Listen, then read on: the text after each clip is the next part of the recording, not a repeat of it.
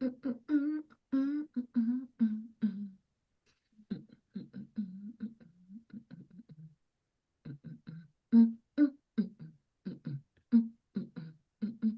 are Keep live. saying we keep doing Hello, something. everyone. How are you today? Welcome to Walking in the Shadows with Cryptid Women's Society. My name is Lisa. I am Juliet. It's lovely to have you all here today. I feel like we're getting way smoother on this whole going live transition. Not so many cups. We're getting better. We're getting better. And God knows we need to. So, he loves a trier. Yeah. So what's up with you, girlfriend, over Oh, in Melbourne in Australia? Melbourne, Australia, we have had storms and winds and just all sorts of stuff going on here. It's, God we've kind of hit spring and now we've hit some of the coldest weather and worst weather that we've had all winter. What is that about? Like the first It's almost like the spring. seasons are kind of moving, isn't it? Mm. Because the beginning of winter was real. The first month wasn't even really winter for us. It was really, really warm autumn, just, it just kind of, and then it wasn't really until midway through winter that it started to really kind of kick up. And now we're supposedly at the end of winter and we have just had the worst weather. Yeah, Yeah, and crazy. we've had crazy winds, crazy rains, freezing cold weather. Mm. Um, it has been, but it doesn't stop the people protesting in Melbourne City, does it? So We won't even go into that, but oh my God, every it's quite weekend. it's quite interesting because we're in New Zealand. Like I'm in New Zealand, you're in Australia, and you would think we're quite close to each other. We're only a 4 hour plane flight away, right? And we're Yeah. very similar. There's a lot of New Zealanders that live in Australia and the other way around as well. And we haven't had any reporting on the news, not one drop of protest reporting from Australia. The only reason I know there's protests is because I see it on social media. Yeah. Yeah. And even then, not much. Every weekend, every Mm. single weekend, they are protesting. Well, I mean, we just don't even go into the city anymore. I'm just so over it. It's just like Cray, it just cray. doesn't stop. We are known as the protest city, Mm. basically. Every weekend they'll find something. There could be two or three different ones going on. Who knows? And That's a it's lot of just organizing. That's a lot yeah, of yeah, organizing. yeah, yeah. It's just crazy. It's yeah, Well, New Zealand hasn't got any protests going on at the moment, which is really, really good because for a while there we had a lot of kind of, hecois and that sort of stuff going on, which yeah. is a big, march to Government House or whatever. So everything's pretty chilled out. But I think the reason why it's so chilled out is because food is so expensive now. So people aren't eating as much, which means they have less energy. Lower energy. Yeah. This is where Cool. my thought pattern is. I'm like, food is expensive. You've got to really kind of hold the energy levels to do the And the basic warmth. You task. don't want to get too cold. So yeah, there's Yeah. no protesting in New Zealand at the Yeah, no, moment. I'm not going to mention what the protests are about, but it's Oh, all you have to do is just go on social media and look at Melbourne protests, and wow, it's progressively it's just got worse since COVID, and that's God. why we always had protests here, like Yeah, yeah. maybe once a month or something like. But since COVID, man, it just hasn't stopped, and it's just like, come on, man. It puts a real downer on the place that you live. And I mean, I know like all of our American friends and some people that are watching at the moment over in the States, there's protests going on over in the States as well for Yeah, the stuff that you shouldn't be involved with, I guess, stuff yeah, that actually yeah, doesn't affect you dramatically, and your living. But, at the end of the day, if you need to have a purpose in your life, that's what you do. yeah. My purpose in life is Cryptid Women's Society and research about really, really cool stuff. I'm brushing my hair. Yeah, no, that's I don't why I do don't that. mind because it just takes too long. It takes too long. Oh yeah. So on top of all the protests Mm, and the storms, we are moving house, and it is just how it's great. It's going to exciting. be so cool. I'm going to have like a little setup area, to do interviews and and the lives. But at the moment, it is utter chaos. The house is a mess, and there's boxes everywhere. As anyone knows who's going, Oh So yeah. yeah, and so we're going into a house where we had one lounge. It now has three lounges. So we've had to get extra couches. That's a fair amount of lounge space that you're It is, acquiring. but it's going to be so cool. So we're literally going to have a library quiet area and a media area, and the cool thing is that Wow. like 2 rooms have got black walls. Ooh, cool. Is that like a you know, you can get like whiteboard walls or like chalk walls. Like, No, can I you don't think draw on so, it? but that'd be really cool. That would be real They'd be cool. really mad though. I'd have to repaint it. You'd be like, I just thought it was like a chalkboard, so I've just started. Sorry. Yeah, I've just drawn my little pinboard. doodles on there. Yeah, no, Oh, so that's real it's exciting. good. It's just it's crazy and work, and yeah, you guys know how it is. Oh Pretty yeah, fun. life, right? Yeah, life. Well, so yesterday was the first day of spring, which means at my house we've got bucket loads of like blossoms coming out. The lemmies are showing up, the little sheeps Oh are having baby yeah. lemmies. All of the beautiful flowers are starting to come up in Carterton, where I live in the Wairarapa. We have daffodils, which are Yeah. like, I don't know if you know what daffodils are overseas, but they're like long green stemmed with these big giant yellow spouts. So Um, the smell is insane, but man, it can give you a headache if you have them in your house. They're amazing. They're really, really cool. And we Yeah. have, you know, Daffodil Day, and then they bring up the steam train because remember, I'm living in the country, so Oh we get this big, yeah. amazing steam train come up, and really, really exciting times because it means that it's the start of summertime. And I'm a real summer fan. I love hot weather. I would go and sit on an island somewhere and just sweat the living hell out of me and be real, real happy. She Juliet made says that until we hit 40 degrees, and then she's not so no, happy. no, no. Yeah, surprisingly enough, I'm actually pretty happy in that space as well. Yeah. Like when I went to Cambodia, we went to Angkor Wat, and it was sitting at about 39 or 41, somewhere between that, and the humidity was about 98. And my son was Oh, like, Mom, I'm dying. And I was like, so happy. Like just like walking around going, this is just wonderful. And I feel really, really good in this space.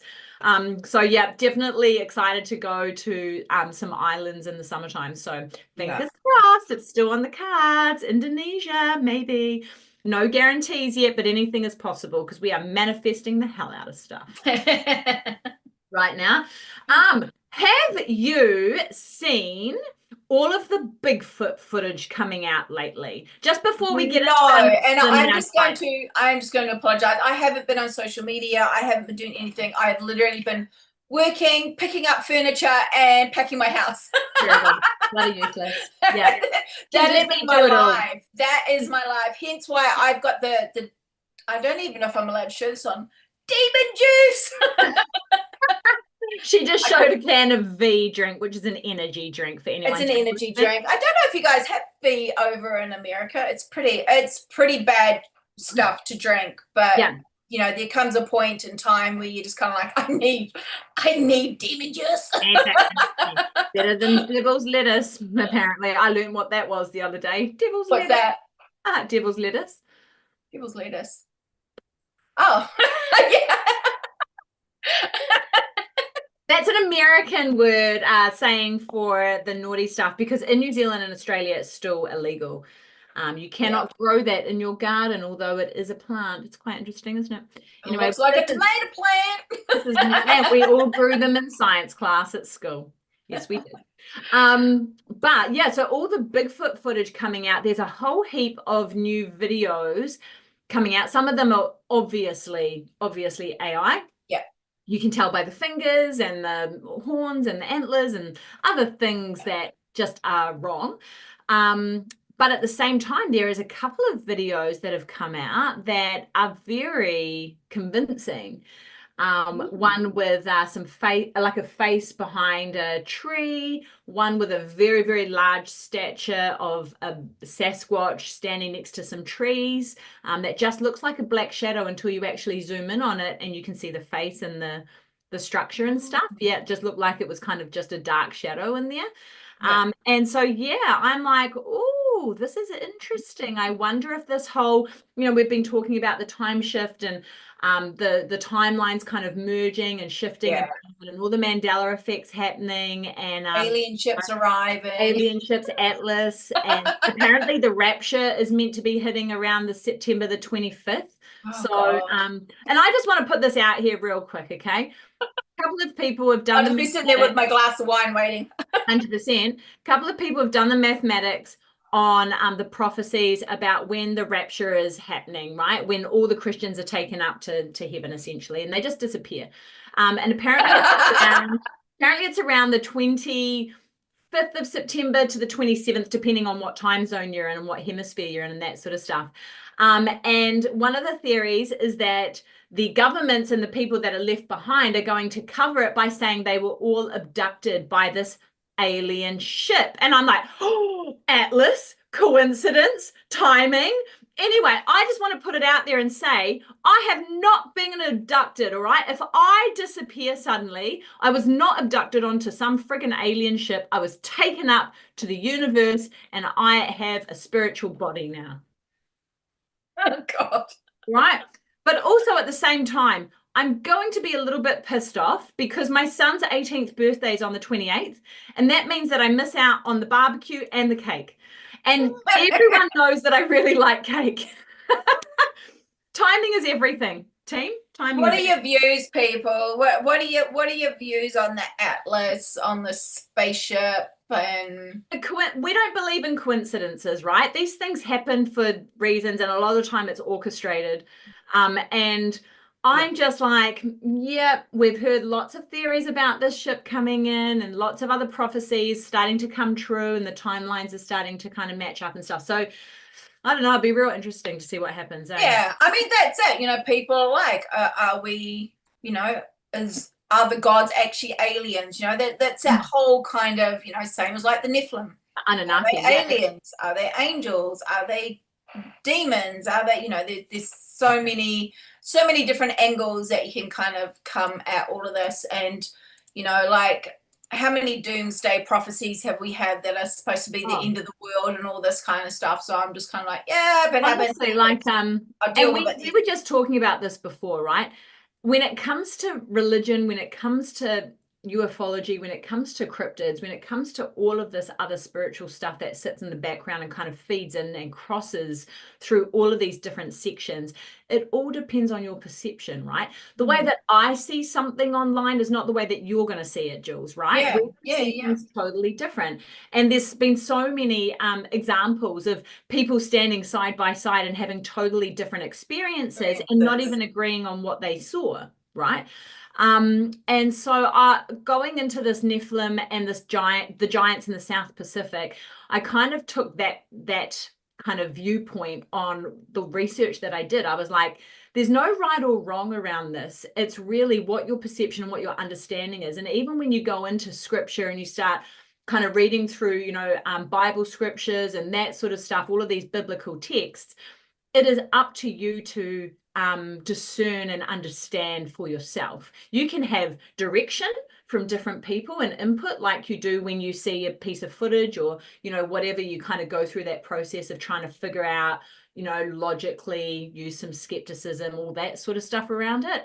And I feel the same thing when it comes to biblical text, and there'll be a lot of people that will listen to this later, especially with our friends on the Cult of Conspiracy podcast. There's so many knowledgeable people that are wrapped around that podcast. This is just from our research. This is just our opinion. It's our perception as well of kind of what our background looks like and then what we take from this. So please don't jump on us and tell us that we're wrong. We're not telling you that you're wrong. Absolutely. This is simply our opinion, and it's just a different way to look at things. And I think the measure of intelligence is being able to look at different opinions and perceptions, right? And this is what we can access, and this was one of the biggest things. Like, we both came to the conclusion that what we were able to access a year ago is completely different to what we can access now. We are getting really, really shut down here. And the more you try to do research here, the more I'm realizing that we are being limited as to what we can actually access. So dramatically. And I rung Jules the other day and I was like, man, I can't even get into anything. Like, it's not showing me anything. And I'm not talking, we don't search on Google. We're searching on Yandex. We're searching on DuckDuckGo. We're searching on lots of other options. And even with VPNs and coming from a different hemisphere, we're still getting restricted and controlled massively. And, come December in Australia, there's going to be even more restriction. And so it'll be a challenge, major challenge on our behalf to even bring anything to the table that's not that anything that's new. I mean, that's be it's really kind of it's kind of what the media wants you, the narrative and stuff that they have. 100%. Yeah, it'd be really interesting to see how it all kind of pans out. And I mean, so we've gone to reading newspaper articles and books and going and getting old books and starting to read through those again, because that's the only way that we can actually get anything extra as far as research goes, instead of just. And then you get no modern day stuff. So, and there's some amazing stuff there. So keep going. All those podcasts out there. Joe from Ancient Enigma Files has just released his podcast, and that was also talking about the Nephilim. So it's really funny. We didn't even know. We both kind of booked it in. So that was a really, really interesting interview. I was telling Lisa I managed to kind of watch it at work between customers coming in, and it was like, God damn it, people, go away. I know I'm at work, but I don't want customers. So it was really, really interesting. And their perspective, and they both come from religious backgrounds, and I'm not. So there's the Book of Enoch and stuff like that, or Enoch, or whatever it's called. I do have that. I haven't had the chance to read all of it yet, but I have skimmed through it. But there's really very, very interesting kind of things that they brought up about the Appalachian Mountains, because they are the oldest mountains in the world. And their views is that these Nephilim could be under these mountains or hiding there, or giving kudos to the fact that when there were the great floods, if you were hiding within these mountains, whatever you were, you were pretty much safe, and all these kind of stuff. So, but go and watch it. Joe from Ancient Enigma Files, if you're really into the Nephilim and that kind of stuff, he has literally just dropped his episode this week. And is very, very interesting. So it's not the first time he's spoken about Nephilim, but it was a very, very interesting podcast to listen to.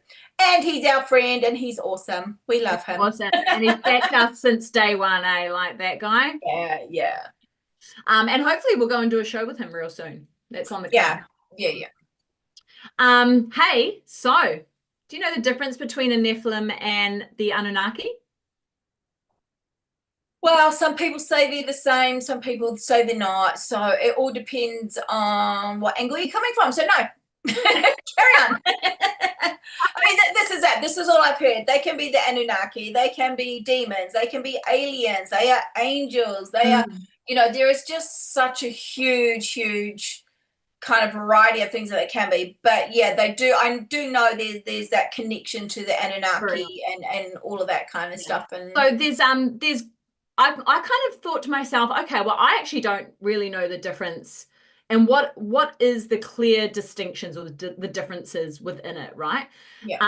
And so I kind of thought, okay, well, let's start there. Let's lay down the baseline for anyone that doesn't know, that maybe listening to this for the first time, or haven't heard of these sort of things before. So anyway, so the Nephilim are talked about in the Bible, right? So the Nephilim are only spoken about in the Bible, Hebrew, right? That's where they come from. That's where they originate from.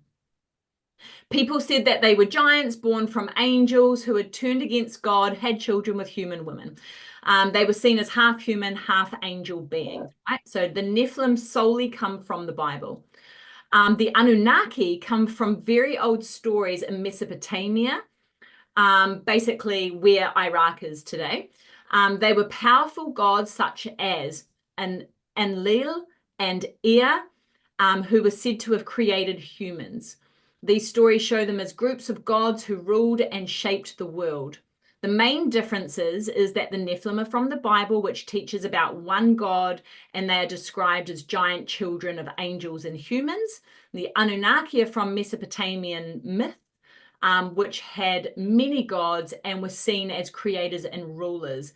And also, You see like Anunnaki gods and in the underworld as well, a lot in the underworld as far as the gods that sit into that space.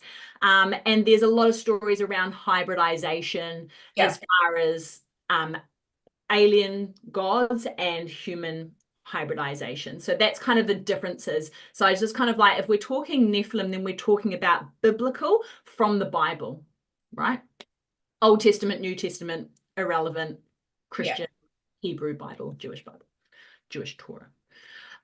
So that was the first thing. I was like, let's just set us up so that we know what we're talking about, because I was quite confused. I honestly, when I first started kind of looking into it, or for like the last couple of years that I've heard about it, I thought they were one and the same as well, but they're not. They come from different civilizations. They come from different time periods as well. So it's important to understand that, I thought. But did they influence the Nephilim in the as far as like the Bible and the writing and stuff goes? The time frames potentially. Yeah. Because that's kind of like the thing that I as far as you have to look further into scripture as far as who received the prophecies and the downloads to write the certain scriptures that mention things like the Nephilim and that sort of stuff. And that's a whole different rabbit hole to go down as to what has influenced what. But we know, like if you look into languages, for example, you're talking Sumerian, Babylonian, Assyrian, all of those ancient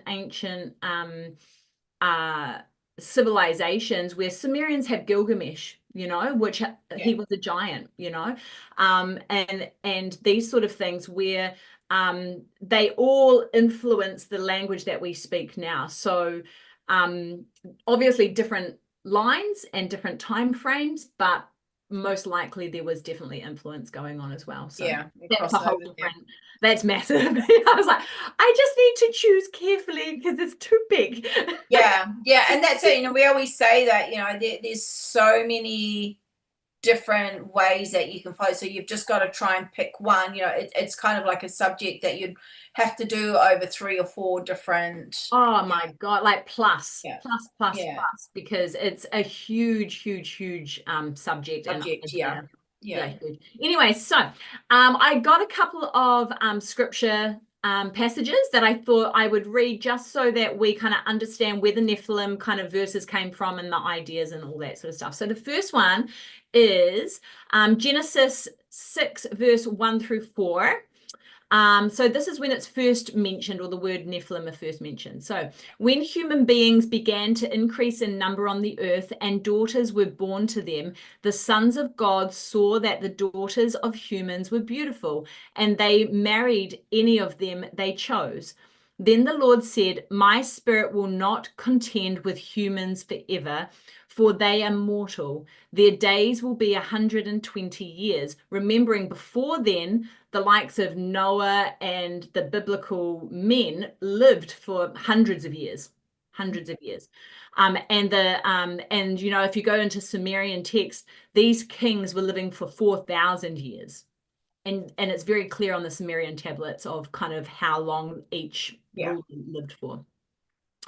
They will be 120 years. The Nephilim were on earth in those days and also afterwards, when the sons of God went to the daughters of humans and had children by them. They were the heroes of old, men of renown. So that's kind of where it first was mentioned as far as scripture goes. And I may be wrong. Feel free to tell me I'm wrong in the comments. 100%. Go hard. And so basically, I then went into other passages that kind of mentioned Nephilim or giants, this sort of stuff, to kind of give a bit more of an idea and a bit of a kind of a landscape as to kind of what it looks like. So the next one is Numbers 13, 32 to 33, giants in Canaan. And they spread among the Israelites a bad report about the land that they had explored. They said, the land we explored devours those living in it. All the people we saw there are of giant size. We saw the Nephilim there, the descendants of Anak came from the Nephilim. We seemed like grasshoppers in our own eyes, and we looked the same to them. So this is basically them saying we explored this land and these giants ate everyone because giants were known as cannibals, right? They ate. Yeah, they're very cannibalistic. And so who was the Anak guy? Anak came from the Nephilim, so they were the descendants of Anak, Anak. So was that a name of what they were, or was that one of their names? That was one of the names of the supposed fallen. Yeah. So the next one, and so this is basically talking about the Nephilim bloodlines that were believed to have survived after the flood, because remember the flood came to destroy the Nephilim, to destroy these hybrid giants, right? And the idea was that they would all get rid of everyone. There were certain devotees that were sent out to destroy the remaining tribes of these giants. And they did so, but there are stories that these giants actually were seafaring and ended up spreading out across the oceans, and we'll go into that soon in this episode as well. So the next one is, oh my God, this is I'm not great with my Hebrew. Okay, my Hebrew. Okay, so bear with me, and I will get this wrong. Deuteronomy. Oh, chapter 2, verses 10 through 11. The Emim. So the Emim used to live there, a people strong and numerous, and as tall as the Anakites. Like the Anakites, they too were considered Raphatites. But the Moabites called them Emim. So there's a whole heap of different tribes of these giants that were all kind of fighting each other or living in the same sort of proximity. So you've got the Anakites, the Raphites, and the Moabites, and they called the Moabites Emim. So there's so many, and then this goes into the Zamumium as well, and there's so many different passages in lots of different books as well of the Bible that refer to these tribes that are giants, right? That are descendants of the Nephilim, essentially. So this is from Deuteronomy 2, verse 20 to 21, the Zamumium. Say that fast. Nope. That too was considered the land of the Raphites, who used to live there, but the Ammonites, called the Zamumium, they were a people strong and numerous and as tall as the Anakites. The Lord destroyed them from before the Ammonites, who drove them out and settled in their place. So it shows you that there's conflict going on between these giant tribes, but also then you've got this God on top that is basically wiping them out as well. Trying to get rid of all of them. Yeah. Sure. Yeah. The next one brings in King Og of Bashan. Have you heard of King Og? King Og?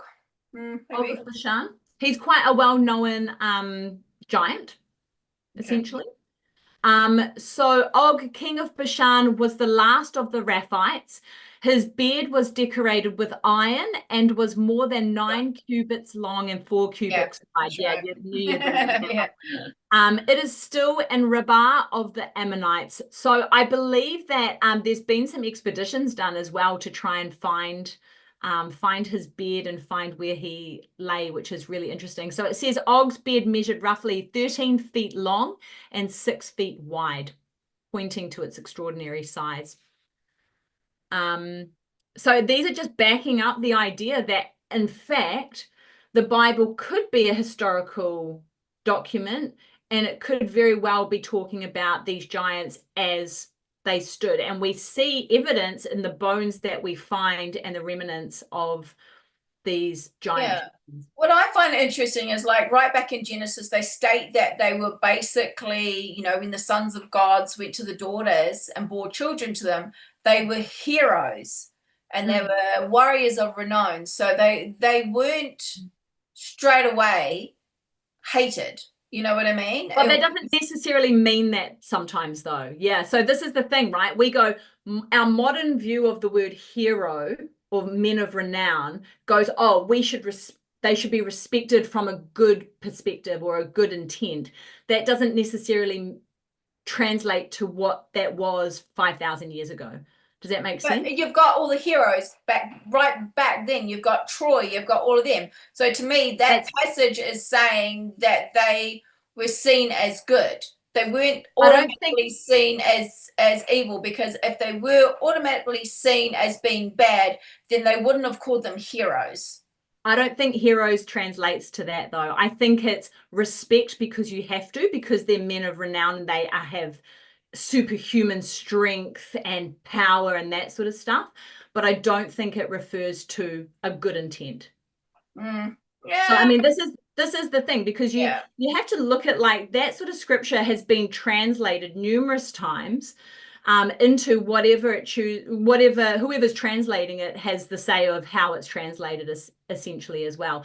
And unless you actually understand the translation from ancient Hebrew into what it is today, and there's so many people that go through that and then start actually breaking that down, and I find that really interesting, but I can't comment on it, and I can't go into it and really give an educated opinion on it, because I know that there's certain words that we use today in modern times, and even if we try and take it back through history, it doesn't mean the same thing. I just know that as a fact. So I'll just put that out there. Yeah. So the next one is Joshua 11:21-22, Anakim in the land. So at that time, Joshua went and destroyed the Anakites from the hill country, from Hebron, Debir, and Anab. Got to get better at this. So this is all in the Middle East that you're talking about, isn't it? Yeah, Jerusalem, Israel, Iraq, all around. Persia. From all the hill country of Judah and all of the hill country of Israel. Joshua totally destroyed them and their towns. So this is literally him going and destroying these giants. No Anakites were left in Israelite territory. Only in Gaza, Gath, and Ashdod did any survive. So put a little pin in Gath. So is Gaza an old name for it, or was that the new name? Well, this isn't. Gaza is in Scripture, so it's obviously a name that's been around. Wow. Okay. Yeah, I didn't know that. Yeah. No, neither did I actually. So this confirms that Anakim giants survived in Philistine territory, Gaza, Gath, and Ashdod. So then we go into Goliath of Gath, right? Goliath was a giant. David and Goliath story. Samuel 17 to 4, 17:4, I don't know quite what verse it is, my apologies. A champion named Goliath, who was from Gath, came out of the Philistine camp. His height was 6 cubits and a span. So basically, in translation, it was roughly 9 to 10 feet tall by biblical measurement, right? He was huge, and he was a descendant of the Anakim Nephilim bloodlines. So it demonstrates that they existed well into Israel's recorded history. Yeah. So just setting a bit of a timeline, right? It's not, you're not talking, the writing of the Bible time, that's when they all perished. No, they were here many, many, many years afterwards as well, like hundreds, if not thousands. And before? Not before, but before the writing of the Bible, 100%, but definitely after. The next one, I've only got one more. And the last one is Amos 2-9, giants as enemies. Yet I destroyed the Amorite before them, though he was tall as the cedars and strong as the oaks. I'm hungry. So again, shows you That's a powerful reminder of giant-sized enemies in Israel. And back then, there were giant trees, there were giant flora and fauna and that sort of stuff. And we see that in Australia, for example, when we look at the giant flora that was there, that existed there, alongside the massive mammals that lived there as well. So, but this is what I don't get. So why did the Smithsonian? So all these giant bones that have been dug up and it's all in the Bible. So why has the Smithsonian hid it? You know, that's a whole different kettle of fish, that one. But I mean, it's really interesting because look, you know, like, that's what I don't get. Giants were man eaters, right? And we know this from the South Pacific as well. They were cannibals. They would destroy human tribes. Absolutely destroy them, eat them all, and all that sort of stuff. And all you have to do is look at the Lovelock Caves in America and look at that story. And the villagers got so angry at these giants coming down and eating people, they basically trapped them in the cave and burnt them and killed them, right? Or that's the indigenous story anyway. And there are stories of that sort of encounter in New Zealand as well. Yeah, all across the Pacific and all around the world. It doesn't matter. It's not just South Pacific, but these encounters, the Native Americans, you know, all of them, they all had the same kind of encounters. Yeah. And so I found that really interesting because I was like, it's like the human tribes just went, we're sick of you. Stop trying to eat us. You guys are dicks. Like, just stop trying to eat us.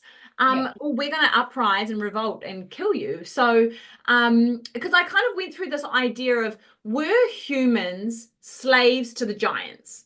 Right? Because you look at Egypt, for example, and yes, there was amazing craftsmen and artists and carvers that were humans, 100%, that went through and created these amazing hieroglyphs that you've seen, Jules.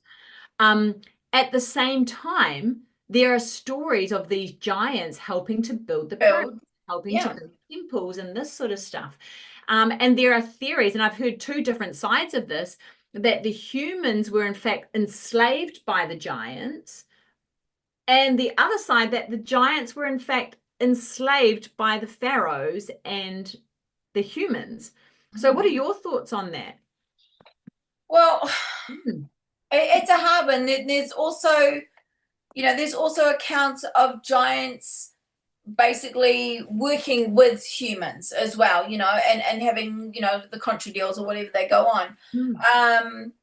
The fact that I myself have seen 2 giant sarcophagus in Egypt, of, you know, it's there was definitely something there. I don't know, like, if these were enslaved or then I don't think they would have been buried in such a way. I don't know. It's really hard, you know, because that's it. History changes with the victors, isn't it? So you just you don't really know. But there are definitely records of giants helping around Egypt and all around the Middle East, and you know, even here in, you know, Australia, there's giants here, you know, so it's that one, it's kind of like not tricky, really sure on that. It's a tricky theory. Can I just give big ups, because I've just seen the comments coming through from the indescribable Octoman. What up, G? He says, I'm saying Philistine properly. Thank you. With a Philistine. Thank you.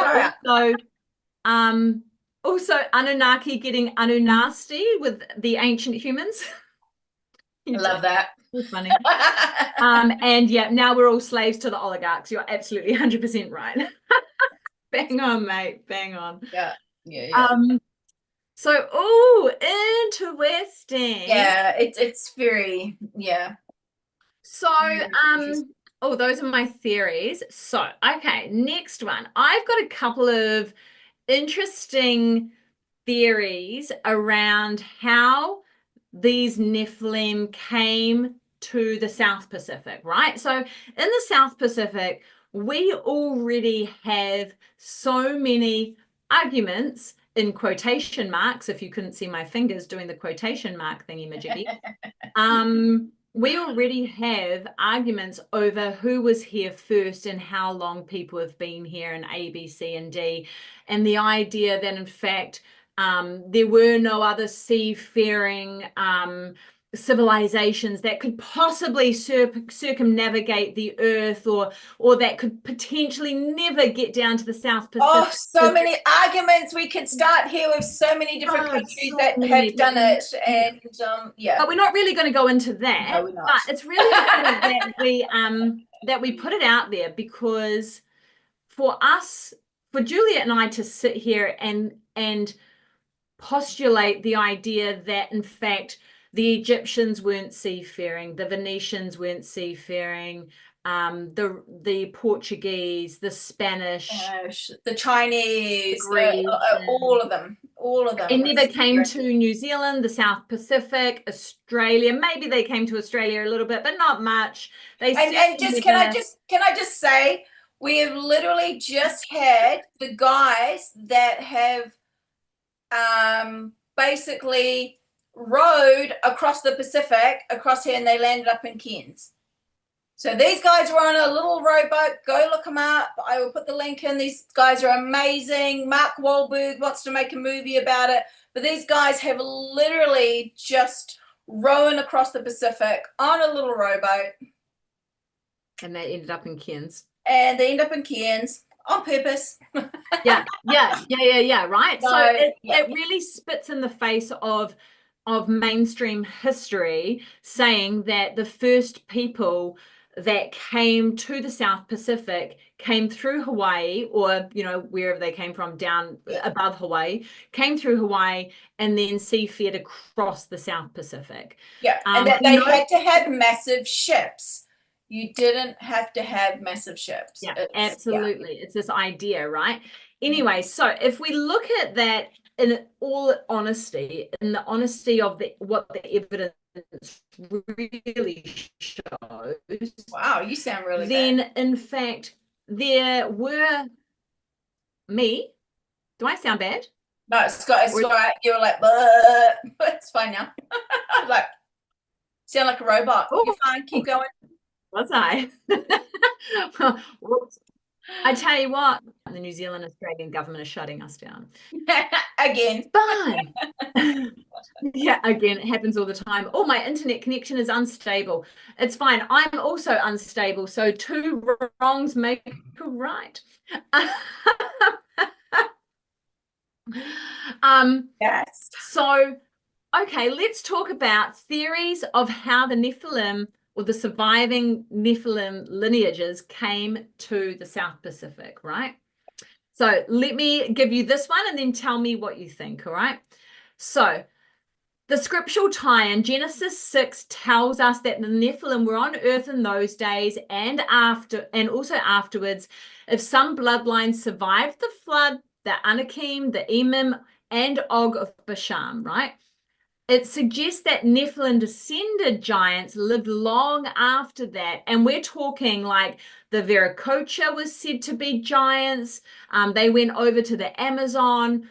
We're talking the Americas, giants as well. And we're talking coming down through Samoa, through Indonesia, and through Australia and to New Zealand. You're talking Moso, who lived in Samoa, who was said to be massive, absolutely giant. We're talking Tuan Tapa, who is in Indonesia, again, a massive giant. We're talking Bami Burgu, who is in Australia, and I've got a story about him as well.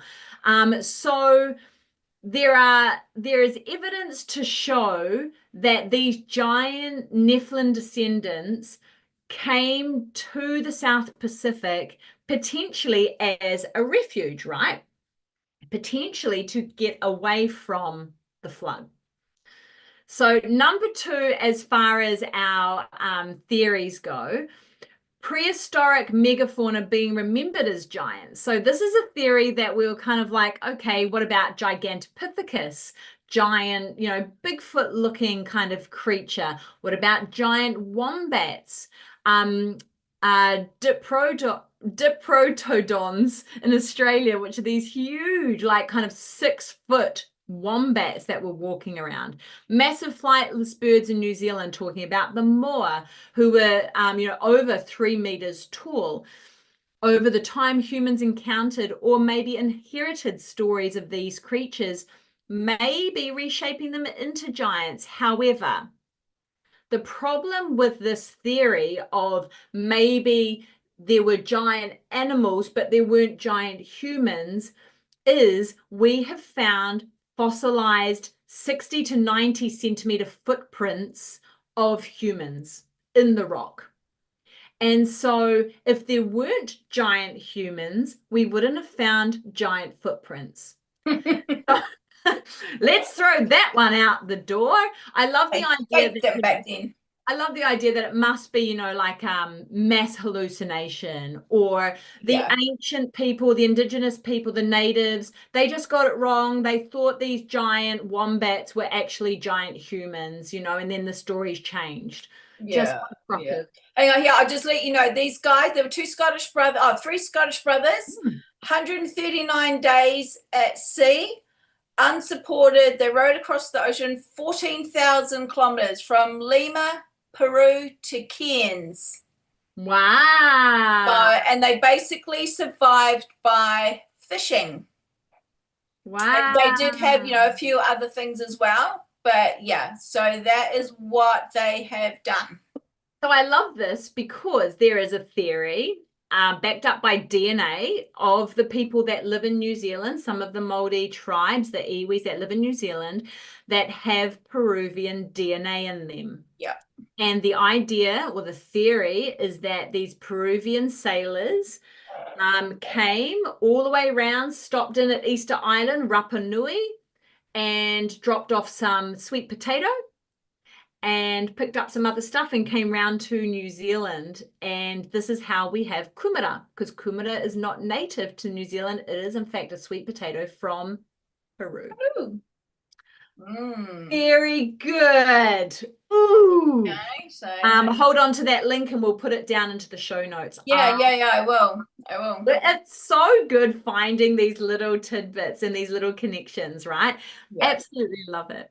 So my last theory of how this giant race of humans got down to the South Pacific is giants weren't isolated anomalies. They may have been a foundational population. So early Earth may have been dominated by giant humans, with normal-sized humans emerging later, right? Look at megalithic architecture like Nan Madol, which is up in Micronesia, just east of Australia, northeast maybe of Australia. You're looking at Easter Island with the Ma'o heads, right? You're looking at Gunung Padang, which is in Indonesia, and apparently 5 levels down and potentially 20 to 25,000 years old, which predates all of the ancient sites, which is so cool. And then you also have the Plain of Jars, which is in Laos. And we're going to go into that because that destroyed my brain, right? When I heard about this place, I had no idea it existed. And I have to give big ups to the boys on Cult of Conspiracy, because they actually covered this. And that I just went, I had no idea this was even a thing. And so, you learn from other people's research, right? And these giant bells around and giant bells. All of these things. All sorts, So it seems beyond scale for small tribes, right? A race of giant builders could explain how these were created. Migration, this giant race spread from Near East all the way through to all of the other subcontinents. And if we imagine back in those days, Lemuria was up, the continent of Mu was up, which was in fact the triangle through the South Pacific, and potentially Atlantis was up as well. And so all of a sudden you've got these ancient trade routes based on earth bridges having more continent land showing. All of a sudden migration doesn't seem that difficult. You're no longer seafaring, you're actually simply walking. Or the seafaring trips are a lot shorter than 100%, 100%, far more doable and manageable. And if you're a giant, well, you know what? It's a couple of steps from one continent to another, isn't it? So those are my theories. What do you reckon? Oh, no, I've got one more. Oh, God, I forgot. I'm so sorry. I have one more theory. My last theory was the flood happened, right? The giants were being killed. Everyone was being dismantled. Literally, the flood destroyed everything. However, surviving clans of these giants fled far and wide, right? Far from the Middle East to avoid extermination, essentially. The remote South Pacific islands like Australia, Indonesia, Polynesia became safe havens where they survived longer. And we know this, we know that they survived up into a few hundred years ago, potentially, like 300 years ago, maybe 200 years ago, because First Peoples of Māori stories, Samoan deities like Moso, Rapa Nui tales. For example, when the Spanish conquistadors came into Rapa Nui, Easter Island, and documented, I think that was in the 1500s, late 1500s, documented the fact that the native people on Easter Island, Rapa Nui, were so tall, their shipmen could walk in between their legs. They were so tall, right? Is this not giant? You're talking 13 to 14 foot tall natives on Easter Island. And so my view is, right, as I started reading through all these theories, I was like, actually, we had a really good discussion with Alison Haitana, who in fact is one of our founding members. She helped us create Cryptid Women's Society on all facets of it, basically. But she's Māori. She's also a shaman. And she was talking to us. She came on and did an interview, and you can go back into YouTube and watch that interview. She did an interview with us and talked about how New Zealand itself was a refuge, right? It was a safe haven, and it did not get hit by the flood, and it did not get hit by the ice age. And that is why we had all of these giant fauna and flora growing to extreme heights and size. Like our trees are massive. Kauri trees. Kauri trees are huge. Hundreds and hundreds of years old. Absolutely. You've got moa here that grew to 3 meters, 4 meters tall. You had the Haster eagle, which was huge, which would pick up moa in its talons. Talking something that's going to pick up a 4 meter tall emu and carry it away. Imagine how big that eagle was, right? So if New Zealand wasn't hit by the Ice Age 12,000 years ago, or 11,800 years if you want to be semi-precise, it wasn't hit by the flood 4,500 years ago, give or take, then New Zealand specifically becomes a haven for Nephilim descendant lines or lineage to live in and be safe in. And when Kupe came through Polynesia, Kupe was the first of the Māori tribes to pull the waka up, pull the boat up in Northland. He stepped out and he wrote in his documentation, New Zealand was already inhabited, obviously already inhabited. Yeah. So my feeling is, so yes, these giants basically came to the South Pacific, they all spread out, but they did that before the flood. You know, it wasn't like they did that after the flood. No, they had to do it before the flood because they ran because they knew the flood was coming, right? Yeah. So that they knew that, but it's also to the fact that kind of goes back to what I was saying before. These, even though there are so many Nephilim, I know there's numbers on them, you know, it's like people can't decide on the numbers, and like they said, the numbers don't really matter. It's like basically, you know, these angels or whatever came down, they had children, but they were allowed to live and form these tribes. Sure. So that was kind of, and that must have been over generations and generations and stuff like that, before they turn around and went, oh, we're done with them now, let's get rid of them. So it's like, if they were that bad, according to the Bible and according to whoever, they were that bad, why weren't they killed straight away? Sure. Yeah. Yeah, it's like that's that is part of it that doesn't make sense to me, because they were allowed to form these tribes, they were allowed to they traveled all over the world, and they did travel all over the world. So why was it left that long before they suddenly went, oh, I'm done with them? Sure. So that's a really big, and this is why I question a lot of it, and like the Bible stuff, and and stuff that is written. It's like they can't have been all bad straight away because they were left. It's interesting. I totally agree with you, because there's so much, so Yeah, many things that happen that are written in the Bible and biblical and that sort of stuff that just don't make sense. they don't make sense. But it doesn't make sense for our brain. It's like saying, oh, I don't make sense of this alien. How can it be? Do you know what I mean? And our brains are just not developed enough or whatever to even understand it.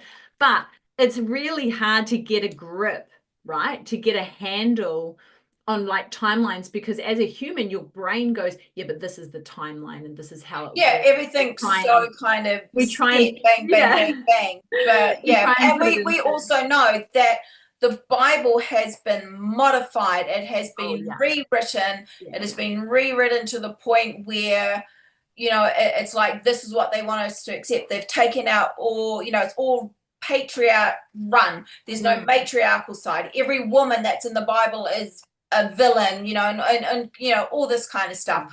So it's like,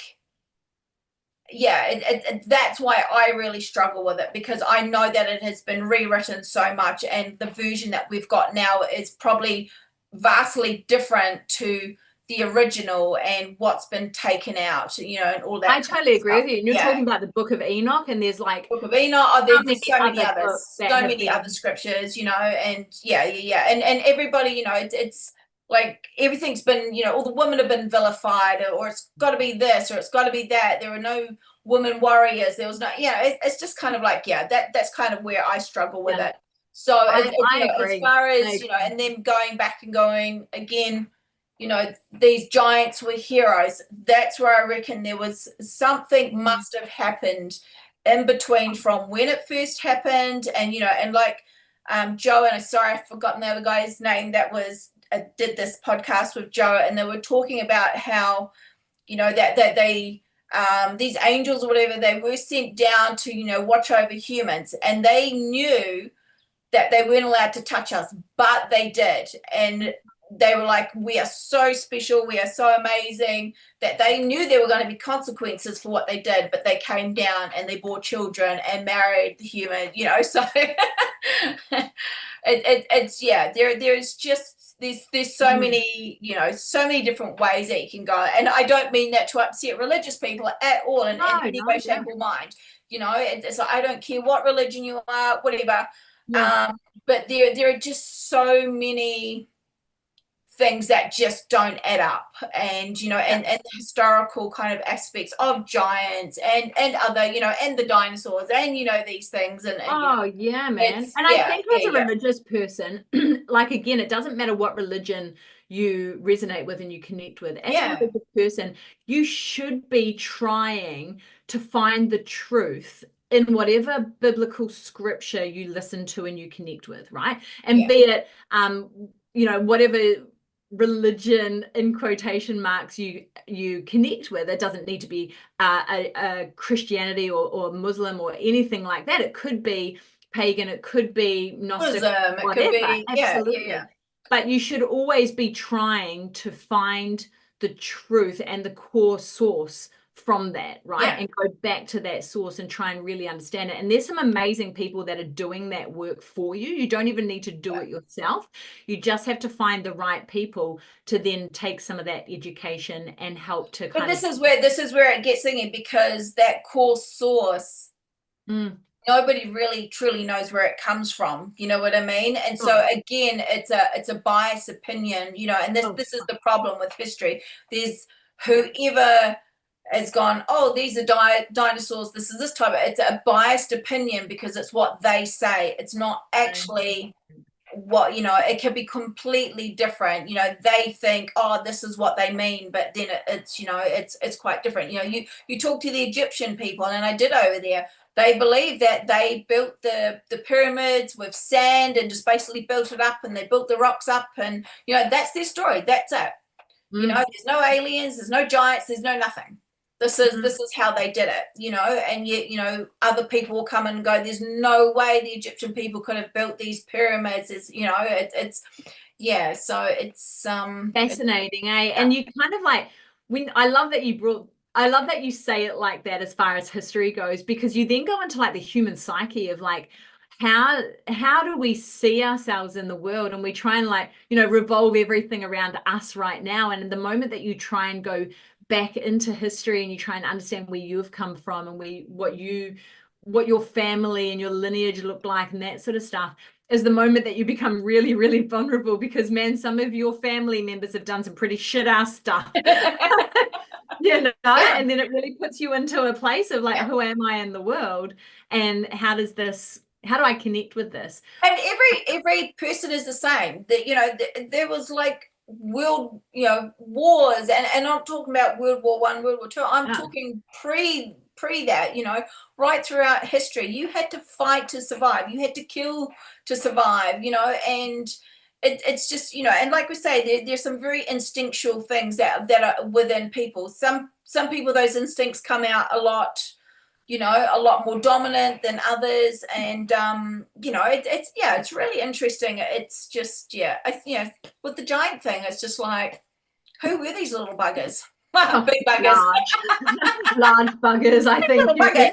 Come on, man. These giant, like, you know. And they're just all over the world. It doesn't matter, you know, the Smithsonian, that's it, you know, the Smithsonian have come out and gone, we covered it up.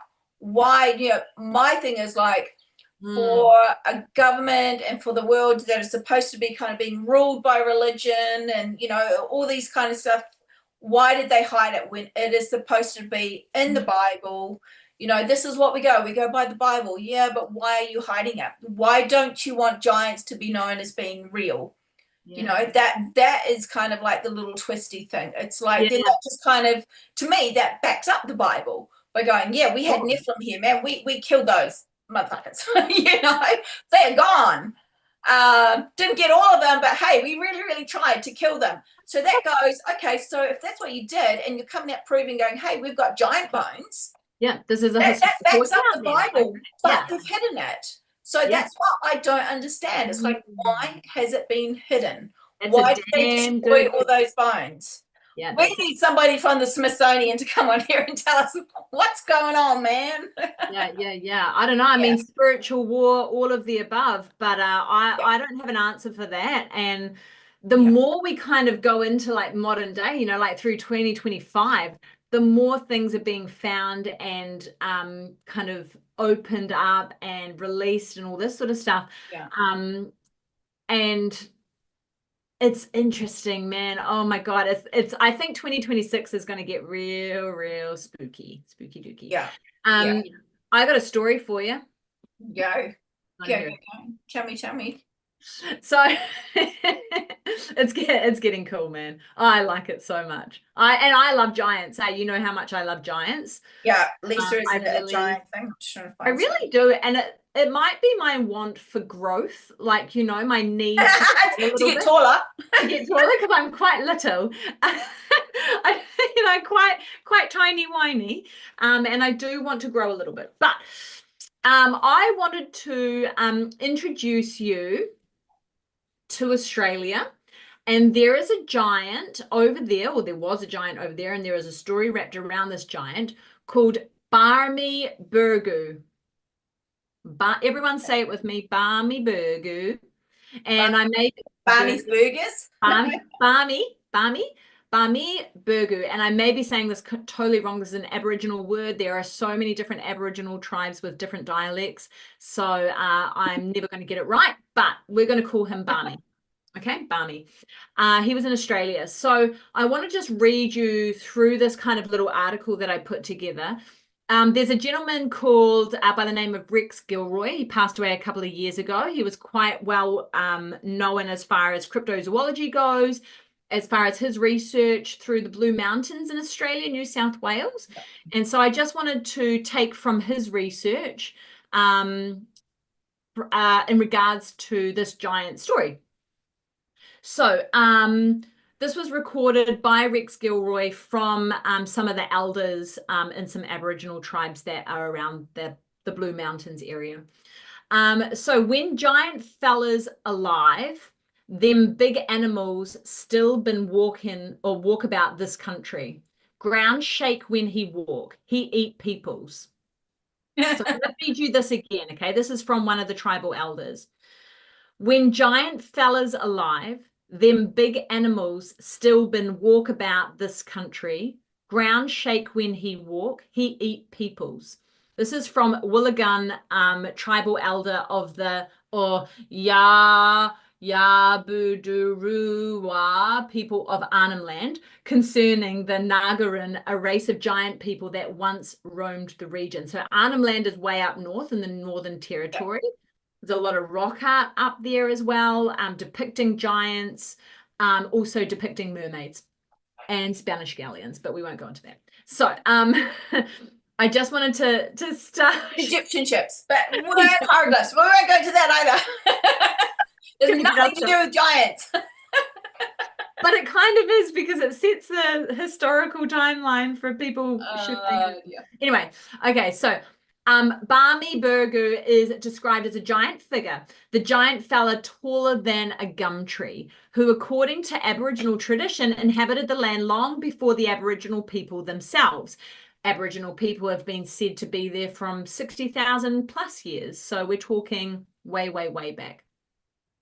This figure appears in the context of gold prospectors' discoveries during the mid-19th century gold rush time through the Blue Mountains, right? So essentially the story goes, these gold miners came into the Blue Mountains, started digging for gold and doing their thing, and they started finding fossilized footprints and oversized stone tools, sometimes referred to as megatools, right? So they started referring to these things as megatools. And they were often told by tribesmen that these relics belonged to Barmy Burgu, who was a well-known story of this giant that lived there. These giant footprints, sometimes over 60 centimeters in length, and embedded deeply into volcanic ash, may represent an ape-like giant or even a previously unknown giant from Homo erectus. These prints imply beings that could have stood around 3 to 4 meters tall. So basically they went, okay, so 60 centimeter length footprint, that means that you could stand between 3 meters and 4 meters tall, right? Yeah. I don't know what that is in foot size. Maybe you could search that up. And tell all of our American people with the conversion. I don't know how to convert that right now. So I want to tell you about some of the mega tools that were found. So obviously the indigenous people. What date was that one? So this was mid-19th century. This is when they started putting out like newspaper articles and that sort of stuff of the fossilized footprints and the mega tools that were found by these gold miners in the mountains. So these mega tools were documented by Rex Gilroy. It says the discovery of enormous prehistoric stone tools or mega tools in regions such as like Kangaroo Island and the Bathurst district of New South Wales. That was really where, especially around Bathurst, it was really centered in on. There was a lot of stuff found there, and most of the stuff was found by Rex Gilroy. Yeah. These tools included oversized knives, choppers, hand axes, and clubs, significantly larger and heavier than typical Aboriginal implements. And all of the Aboriginal tribesmen there were like, well, these are from Barmy Burgu. They're, you know, that was the giant that used to swing them around, right? Yeah. In particular, one of the things that Rex Gilroy found was a 16.5 kg Jasper club, which is pretty freaking heavy, a 20 kg basalt chopper, and a 16.5 kg basalt hand axe. Wow. So that's pretty heavy to be able to swing something like that, right? These megatools are claimed to be contextual evidence of a culture or beings of immense strength and size capable of crafting and wielding such implements. I found this is why I went really deep into this story, because I was like, man, like, you got evidence, you've got tools that you're finding, these giant tools, these giant implements, and these huge fossilized footprints. And there's actually a photo on our socials, if you pop over to Cryptid Women's Society on Instagram, of Rex Gilroy sitting next to one of these fossilized footprints. And man, it's huge. It is absolutely huge. It's ginormous. It's very, very cool. And in fact, I can show you a photo of that shortly. So in October 1996, Rex Gilroy reported 2 fossilized footprints in weathered mudstone. One impression measured 60 centimeters long by 50 centimeters across the toe, and the other, complete right footprinted, measured 73 centimeters long and 50 centimeters across the toe, with a 3 centimeter depth in mudstone. Basically, that is said to have stood this creature at around 4 meters tall. And it's a perfect footprint, like human footprint. Yeah. It goes into the footprints quite in-depthly. They've named things like the Titan Tootsie. It was 90 centimeters in length. This is ridiculous. And that's in the Karanga Boyd National Park. And you start seeing these footprints all over Australia. There's some amazing YouTube videos of footprints fossilized throughout Australia, of these really, really giant footprints. And I want to share my screen real quick and bring up this some pictures to show you, if that's okay with you. Do it. Thanks so much. So let me just pop into her.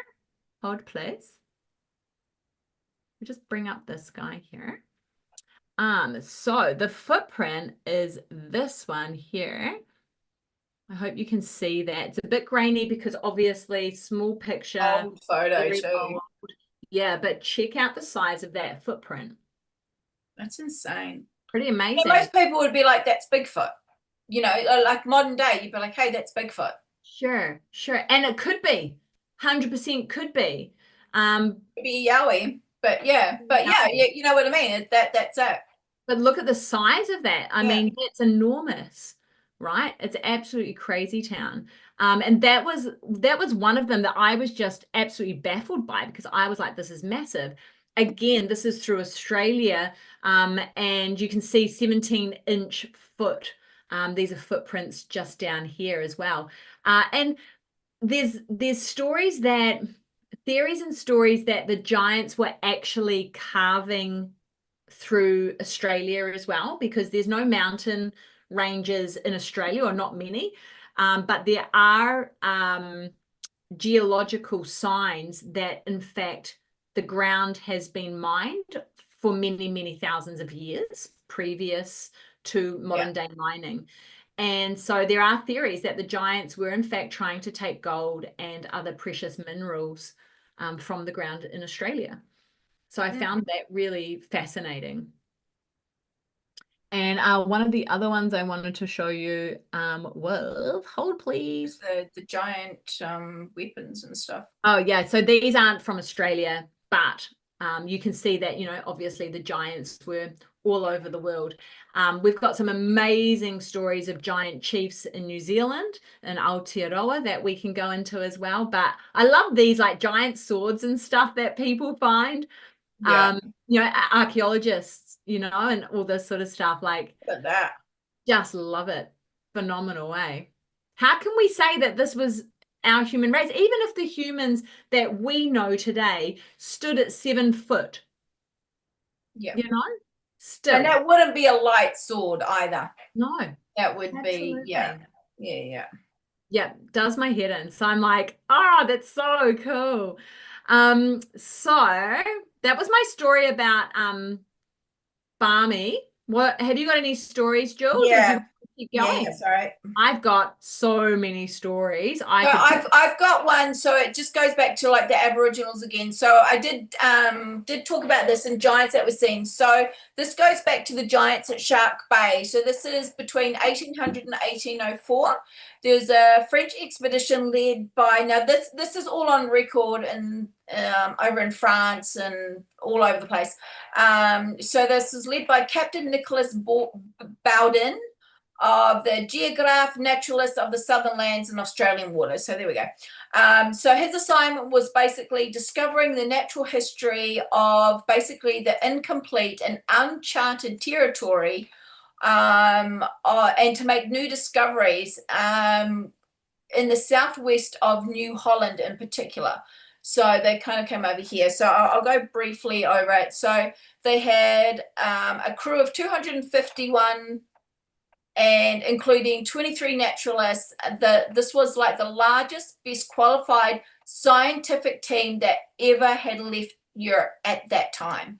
So they were there to record everything and to put it down. So they crossed the Indian Ocean and then spotted the Australian coast 7 months later. They made several stops along the way, from Tasmania, Port Jackson, Timor. So basically, so they kind of went around and they came back up to the west coast again in 1803. So this kind of went on for a long time. So during this long period, the French crew encountered numerous Aboriginal peoples, and they compiled like a really detailed ethnographic studies of their culture, their material life, where they lived, and tried to do all these times. They said by the time they returned, the naturalist attitude towards the Aboriginals was somewhat jaded. No longer considering them as these like noble savages, they were bored by all the poverty and like the uniformity of the different people throughout the continent. They were just basically, they're just, they're poverty, they're just living off the land, they're walking around basically no clothes on. This is literally the attitude that they had towards them. Sure. In 1803, they decide that, that they've kind of achieved all their aims, and they were preparing the ships for the voyage home. So on the 17th of March, they anchored off at Peron Peninsula at Shark Bay. So this is a site at the west coast that they'd named back in 1801. So they came back there, and the reason they did is because this place had giant turtles everywhere, and so it also had an excellent source of salt. So they sent out two boats of crew to go out to restock the ship's food before embarking on their final expedition home. Sometime later, the crew were alarmed by the sudden return of one of the boats. They came back. These men were terrified. They were just like, we are not going back out there. And they blurted out this terrifying encounter of these extraordinary, big, strong men who prevented their going ashore. They said that these giants were, now this is where it's recorded, these giants were 100 or more, carried great shields and enormous spears. They had long black beards that grew down to the middle of their chest, and they ran like furies along the beach, brandishing their weapons, and uttered great long cries and threatened the fishermen, who then fled back to the ship. So upon hearing that, the whole crew laughed at them, and they just thought, they'd just seen some Aboriginals and stuff, normal tribesmen, and got scared by them. But it wasn't until the second equally panic-stricken sailors came back and said exactly the same. So they had been on land, but they only managed to just escape from these men. So these men, these giants, were seen around 12 to 13 foot high. So these were like giants, and over 100 of them. Wow. So, yeah, so this was kind of like, right back then. And then in 1979 in Sharks Bay on the 18th of June and in 1801, the print of a man's foot of an extraordinary size was witnessed. So that wasn't like an imprint. That was actually a fresh print on the bay. That was in 1979. 1979. Oh, Shark Bay, yeah. we're going. And in 1801, there were also footprints seen. That's where, these giants were seen. But in 1979, So footprint of a man. I have heard the story of Shark Bay. I didn't realize there was 100 or more of them. Yeah, That's an yeah. entire civilization right there, right? That's So this is scientists, and naturalists that went over there to document all these things. And that is literally what they documented. It wasn't like it was just like one or two people. It was like a whole crew of ship that came back and went, this is what they are. This is what they look like. They did not really look like Aboriginals. They were very different. Yes. And that was twice, right? That was on two different. That was on two different. Yeah, it wasn't. Yeah, so that was just like one kind of encounter. Yeah, there's many encounters of these giants up that way. Yeah, so it goes right. I think there's about 100 years of encounters that have been recorded of giants up in that area. Yeah, which is really insane. This is the thing, right? Somebody brought it to my attention the other day that we were talking about giants and this sort of stuff. They're like, we don't know the gestation period of a giant. We don't know the lifespan of a giant. These humanoids could be living for, I don't know, 1,000 years, 500 years, and their gestation period could be 200 years.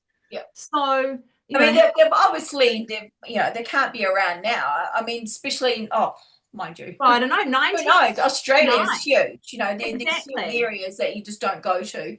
And that's what I'm saying. 1979, to see a fresh footprint of something that's huge, be it a yowie in Australia, aka Sasquatch, or a giant human. Yeah. That's only 30 years ago. And because there is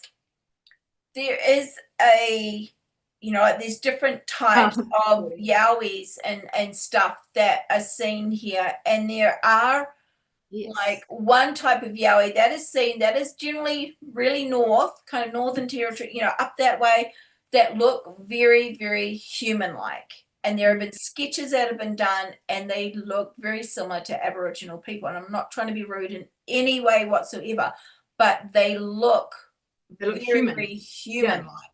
Versus ape, right? There's a big difference. Versus ape-like. There's that real ape kind of yowie looking kind of creature, the fangs, and that kind of stuff.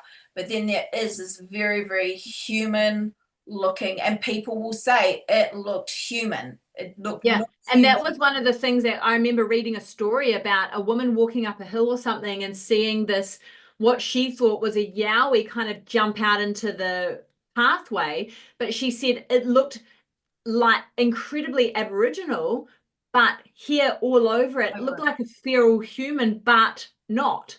Yeah. And so I know that there's lots of stories over in America as well, where people are like, I think it was a Sasquatch or a Bigfoot, but it looked really, really human. And I'm not trying to say, but there are some really, really hairy guys out there. Sure. I'm sorry, but there is, and you've got to look at it. There are guys out there that are super hairy. There are a lot of women out there that are awful. There are a lot of women out there that are super hairy too. So it's like, my dad was a classic example, man. Like, he was covered in hair. Like, there was nothing on his body that was not covered in hair. Right down to his toes, right down to his fingers. Like, he was like the hairiest guy ever. Which was really insane. Do you think he's a descendant? Do you think he's a descendant? He could be. Bloody hell, I didn't even know it. Oh my God, that is going to be an article in the Truth magazine, or whatever it is. My dad was a Sasquatch. It's got to be it. Gotta be it. Yeah. So that's it. So if there are these giants / these ancient people that have kind of survived, not like the Neanderthal, but like something quite different, they have survived. Of course, they're going to have more hair on their body, because that's basically how, that they will evolve to kind of be protected by the heat, or to keep warm, or whatever it is. So, and whether they're being giants, I mean, there's some really tall Aboriginal people out there as well, and it's the same with Māori people. Māori people in New Zealand, there are families that are said to have been descendants of these giant chiefs. Yeah. And when you say giant chiefs, we're talking 13 to 14 foot tall. And these descendants, these young men who are, teenagers or in their 20s, are standing at 7 foot. And Yeah. you can find them through the middle of the North Island. There are, it's quite easy to find them. And there are stories of giant chieftains fighting each other. Yeah. There are stories of explorers coming to New Zealand, in the 1800s and early 1900s, being told of stories of these giant bones that have been buried. And one of those stories is, just off the top of my head, one of the stories is this. Maybe he was an English discoverer or explorer or whatever, came over to New Zealand, met with this Māori iwi and the elders there, and they were talking about how over here next to this patch of kumara or potatoes, they had buried this giant human, and he was from here to here and very, very long in stature and incredibly huge. And they something like they gave him permission to dig him up. They wanted to exhume the body, but they basically lied and said it was over here. And so he ended up digging up something else that wasn't a giant and just took home ashes or something like that, because they saw it as sacred, right? They were like, Yeah. this is one of our sacred, or one of our elders, one of our ancestors. Because for a lot of the Māori iwis in New Zealand, it wasn't like you're a chief and you're a bad guy and you're eating everyone. It was, you're a chief and you're here to protect us and you are part of our lineage. That's what I understand from some of the Māori elders that I've spoken to in regards to these giant chiefs. And because that happened, they did. We basically went over there as Europeans and we were digging up their people. I mean, look at Egypt. Look at how many. It's I mean, could you imagine people coming over now, invading us, and then going digging up all our bodies and then going putting them on display? That's 100%. what we've done. So, and thank God that's changed in New Zealand to a point where these places are tapu and you can't go in there, and you cannot, if you stumble across a burial site, you must, report it, and there's blessings done and everything else. And to the point where there were giant bones found, and they rebuilt the highway because it became an ancestral burial site, and all got buried back in and all that sort of stuff. So it's New Zealand, I definitely think, is leaps and bounds ahead of the rest of the world as far as looking after tangata whenua and whakapapa and that sort of stuff, which is the lineage of your tribe and your ancestors, essentially, and the ground that they are buried in. I'm just trying to see if I can find the Egyptian higher. Well, why don't you have a look for that, and I'm going to tell everyone about the plane of jars. Yeah, because this is the one that I really wanted to talk about, because it's just blowing my mind, and I've got some photos for you. So if you can find those sarcophagi, let us know. Yeah. I'm just going to see, they might still be on my phone. So the plane of jars is in a country called Laos, and a lot of people say Laos, but the S is silent. It's Laos. Laos is in between Cambodia and Thailand, and then Vietnam, onto the east coast of Southeast Asia. I did not make it to Laos when we went through Southeast Asia. We went to Thailand, Cambodia, where Angkor Wat is, and then through to Vietnam. But my tuk-tuk driver, I'm gonna love the tuk-tuk drivers. An amazing tuk-tuk driver. His name's Karuk, and he was a farmer from Laos, and that's where his family was from, and he was living in Thailand making money and sending it on back.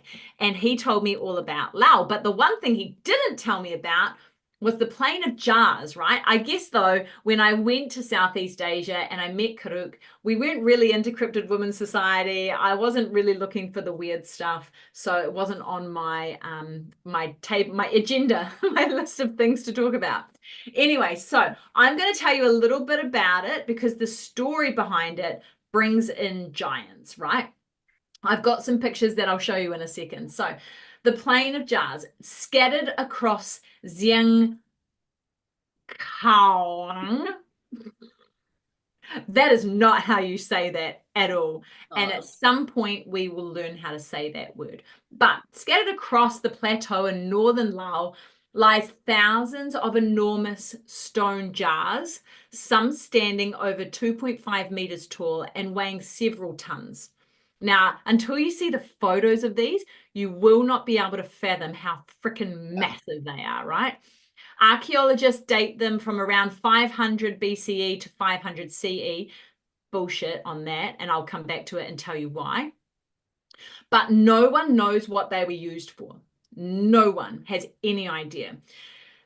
There has been found bones in these jars and a cave for funeral practices. However, these are dated much more modern, right? So the bones are dated more modern. The jars are much older than what the archaeologists have dated them, because they've dated them on behalf of the bones. Yeah. Once they started dating the jars themselves, and they could do that because some of them are made from coral, they realized that they were actually needing to go back further, like 2,500 years. So they are really, really, really old. And these actually, the timeline of these kind of potential building or creation of these jars are between 3,500 and 2,500 or 1,500 years old. They don't know, but they're freaking old, right? We know this. Super old. Okay, so oh wait, I'm gonna put up a picture before I tell you, okay? Have a look at the photos. It's mental. Like, they're just like freaking mental. Yeah. Okay, hold on. I'm gonna find you a photo. Ready? Okay, so this is the first one, all right?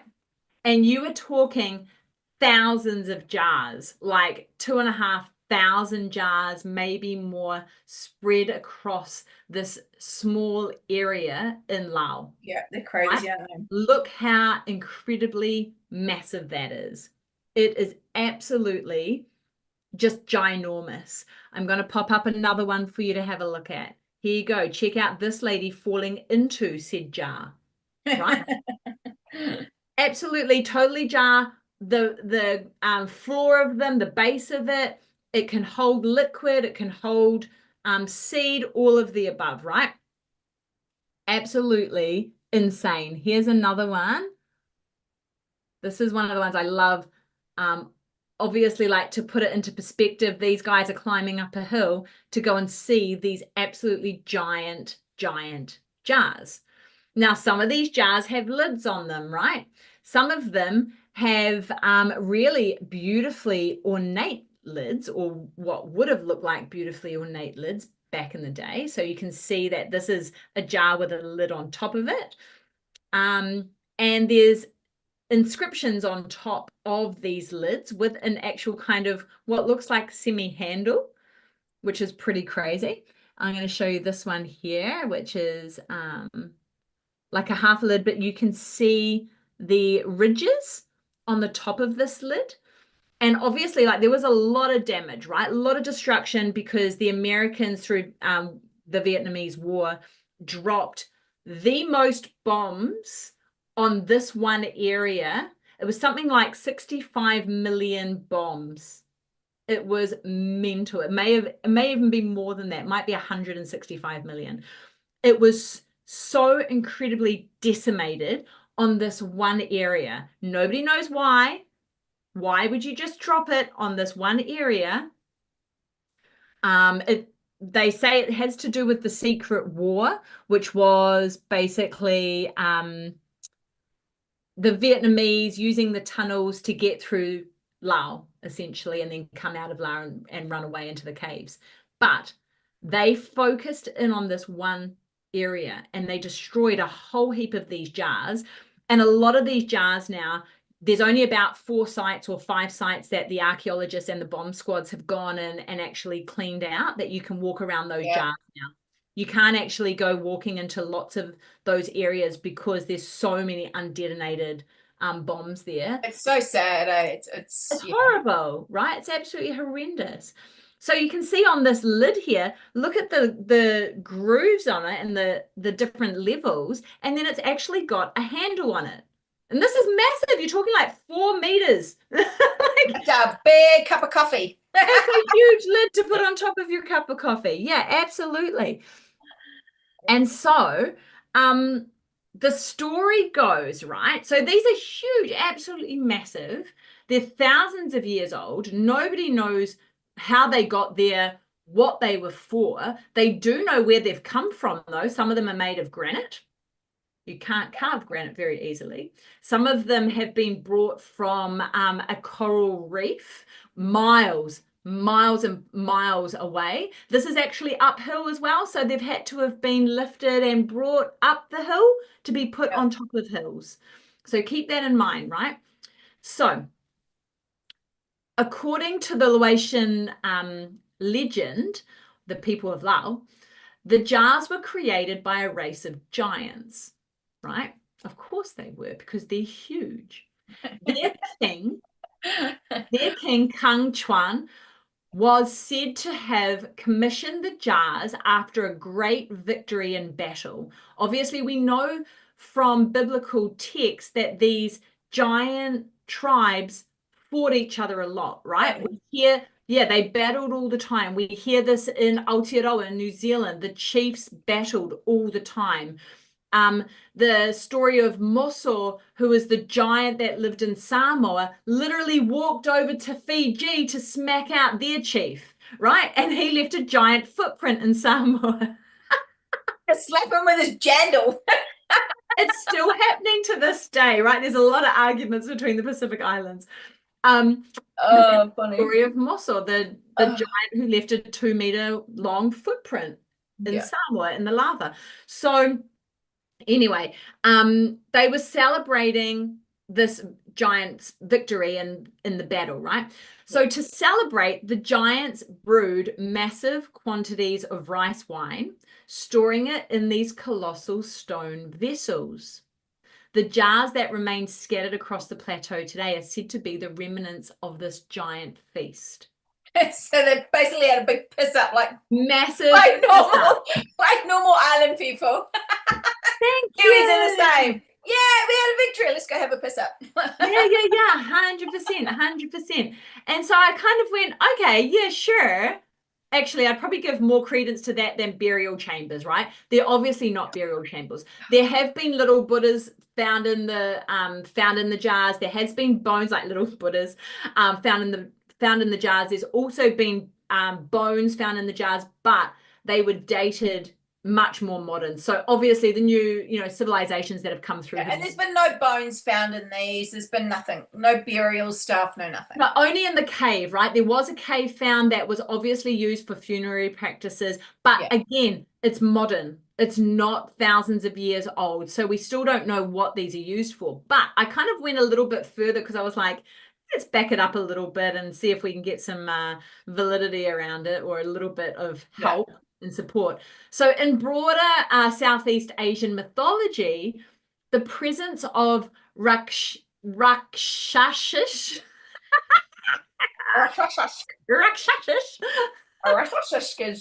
is a giant, often demonic beings with immense strength and supernatural powers.